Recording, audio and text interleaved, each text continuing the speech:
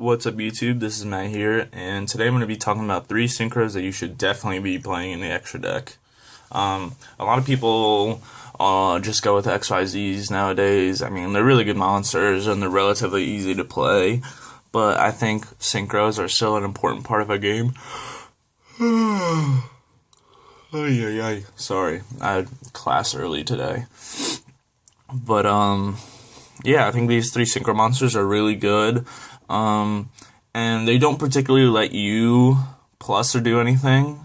These are more general cards to mess with your opponent. And so I'll get right into the video. The first card is a card that came out recently, and that would be Mistbird Klausalos. If you don't know what Mistbird does, he's a level 3 synchro, winged beast, 1 tuner, 1 or more non-tuner monsters. He comes out in Judgment of the Light as a super, and once per turn you can target one face-up monster your opponent controls. Its attack becomes 0, and if it does, its effects are negated. These changes last until the end of this turn. And so Mistbird's a really good card because, like, for example, I run him in my prophecies with Blue Boy being level 2, and I definitely run Valor. This is easy to play, and a lot of people are like, oh, why do you synchro with Valor? This is a Valor every single turn. I mean, during your turn, of course, but I mean, it's just awesome, because, like, you just special summon him defense. 23 isn't a number that any lower level monster can get over, so unless your opponent can destroy it with a card effect, or get out some big monster, it's really easy to just sit there and be like, oh, his attack is 0 and his effect is negated, I'll attack.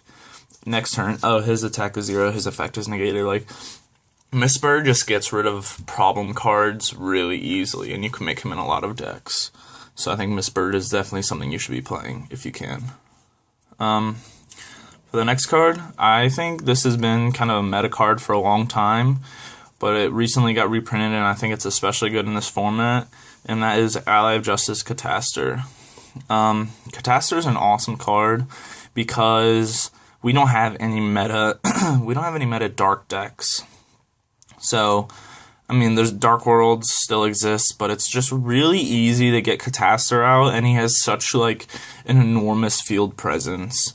I actually threw him in my Constellars for a while when I was running Effect Valor, and I would just sit on a Pleiades and a Catastor, and my opponent would not know what to do, because at any time I can bounce something with Pleiades, and then if they get anything out to destroy the Pleiades, I can just run it over with Catastor next turn. So Catastor just has, like, such a crazy effect on the game as soon as you get him out, unless he gets, like, bottomless or solemned or something. Catastor is just an amazing card to have out on the field.